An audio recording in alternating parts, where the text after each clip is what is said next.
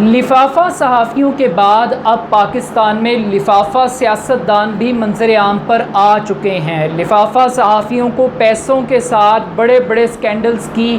ماضی میں فائلیں دی جاتی تھیں، اور آج سیاستدانوں کو لفافوں میں جے آئی ٹی رپورٹیں دی جا رہی ہیں۔ علی زیدی صاحب کی جے آئی ٹی رپورٹ ہو یا سندھ حکومت کی، معاملہ کچھ اسی قسم کا لگتا ہے کہ دونوں جے آئی ٹی رپورٹیں ایک ہی دماغ سے، ایک ہی قلم سے اور ایک ہی اسٹریٹجی کے تحت ترتیب دی گئی ہیں۔ نہ علی زیدی صاحب جھوٹ بول رہے ہیں اور نہ سندھ حکومت جھوٹ بول رہی ہے، نہ علی زیدی غلط ہیں نہ سندھ حکومت غلط ہے، بلکہ دونوں کے ساتھ ڈبل گیم کی جا رہی ہے اور دونوں کو استعمال کیا جا رہا ہے۔ علی زیدی صاحب تو یہ کلیم کر رہے ہیں کہ سپریم کورٹ آف پاکستان از خود نوٹس لے کر جے آئی ٹی رپورٹ کی تحقیقات کرے، مگر آئی تھنک کہ سپریم کورٹ کی بجائے رائٹ فورم یہ ہے کہ پاکستان کے سو کالڈ قومی سلامتی کے ادارے جو اس جے آئی ٹی رپورٹ کو ترتیب دینے کے اندر شامل تھے، ان سے باقاعدہ طور پہ وضاحت لی جائے اور یہ پوچھا جائے کہ وہ علی زیدی کے ساتھ بھی کھڑے ہیں ایک ہی وقت کے اندر، اور وہ سندھ گورنمنٹ کے ساتھ بھی کھڑے ہیں۔ دونوں جگہوں کے اوپر، دونوں جے آئی ٹیز کے اوپر ان کے دستخط ایک بہت بڑا سوالیہ نشان ہے،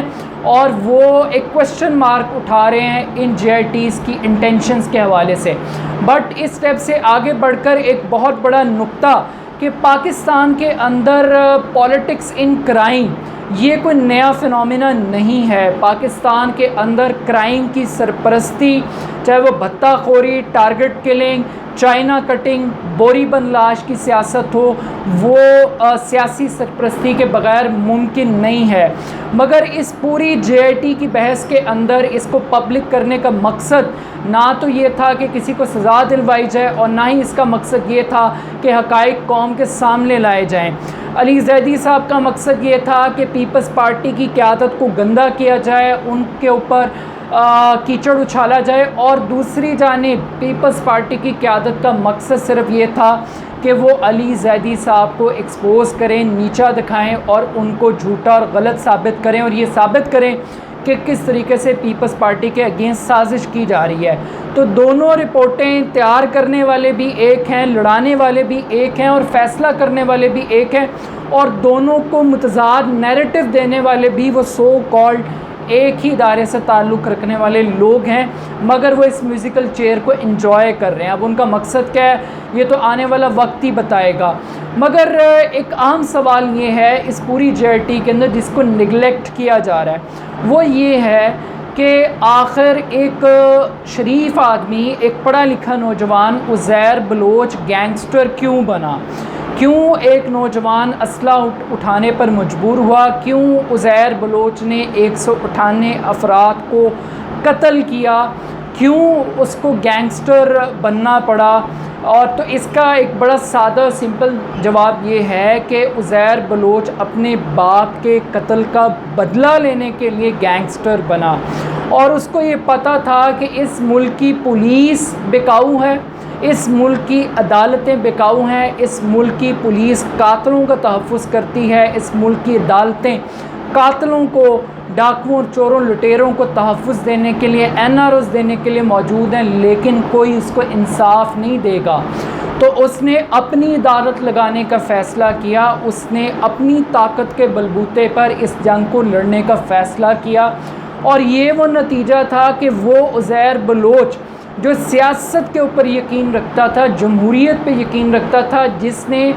ایک یونین کونسل کے ناظم کا الیکشن کنٹیسٹ کیا اور وہ ہار گیا، جو وہ شریف آدمی تھا، لیکن جب اس شخص نے اسلحہ اٹھایا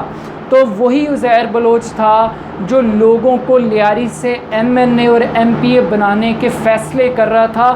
اور اس کے نومینیٹڈ لوگ لیاری کے اندر پیپلز پارٹی کی شکست کا باعث بن رہے تھے۔ وہ شخص تھا جو پیپلز پارٹی کے قد سے بھی بالا تر ہو چکا تھا۔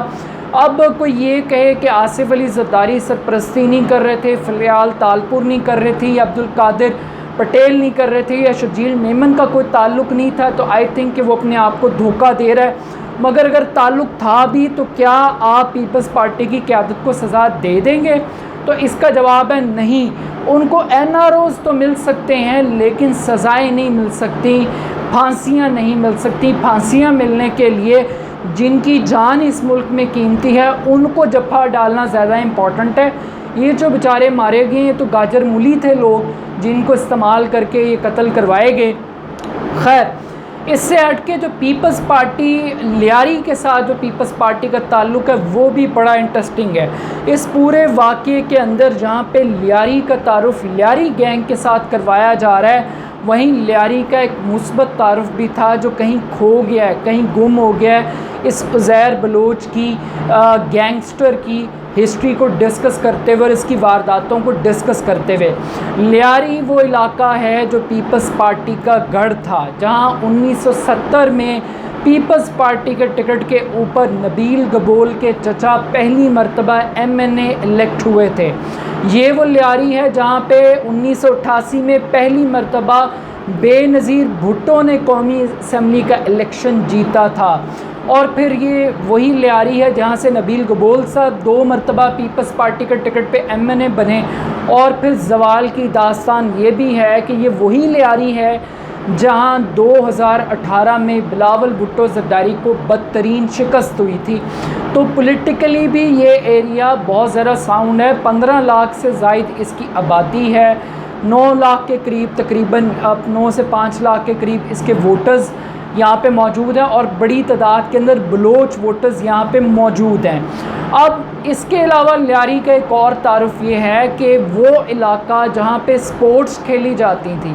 جہاں فٹ بال کھیلا جاتا تھا، وہاں پر لوگوں کے سر تن سے جدا کر کے فٹ بال کھیلا گیا۔ وہ یہ لیاری وہ تھا جو مارشل آرٹس کا گڑھ تھا، جمناسٹکس کا گڑھ تھا۔ یہ وہ لیاری تھا جہاں پہ فٹ بال بہت شوق کے ساتھ کھیلا جاتا تھا، جہاں پہ مارشل آرٹس اور باکسنگ، بالخصوص باکسنگز کے مقابلے بڑے شوق و ذوق سے ہوتے تھے، اور آج بھی یہ کھیلا جاتا ہے، اور ایک فیسٹیوٹی کا ایلیمنٹ ہوتا ہے جب بھی فٹ بال کے میچز کا آغاز ہوتا ہے۔ تو یہ بھی ایک لیاری کا ایک انٹروڈکشن تھا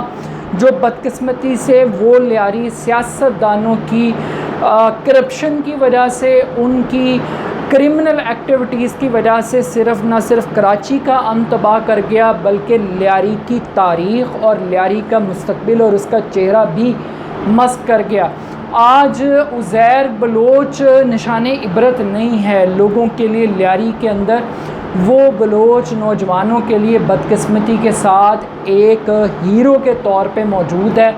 ایک سمبل ہے۔ سینکڑوں بچے اور نوجوان عزیر بلوچ کو آئیڈیلائز کرتے ہیں، اور وہ سمجھتے ہیں کہ وہ ان کی پروٹیکشن کے لیے اور ان کے حقوق کے لیے لڑتا ہوا اس سٹیج تک اور اس نہج تک پہنچا، اور وہ عزیر بلوچ کے مشن کو آگے لے کر بڑھیں گے۔ یہ بڑی بدقسمتی کی بات ہے۔ تو ریاست کو یہ سوچنا چاہیے کہ کس طریقے سے وہ عزیر بلوچ سے عزیر گینگسٹر بننے کا جو سفر ہے اس کو روکنے کی کوشش کریں، اور لوگوں کو یہ فورس کریں، ایسا انوائرمنٹ کریٹ کریں کہ جو پولیٹیکل مافیاز ہے وہ لیاری کے اندر گینگسٹرز پیدا کرنے کی بجائے باکسرز پیدا کریں، فٹ بالرز پیدا کریں، مارشل آرٹس کے ایکسپرٹس کو پیدا کریں۔ یہ وہ لیاری تھا، اس کی اہمیت سیاسی طور پہ اتنی تھی کہ بے نظیر بھٹو نے اپنا ولیمے کی تقریب اس لیاری کے اندر کی تھی۔ یہ بھی میں نے تاریخی طور پر ایک میڈیا رپورٹ کے اندر اس بات کو پڑھا۔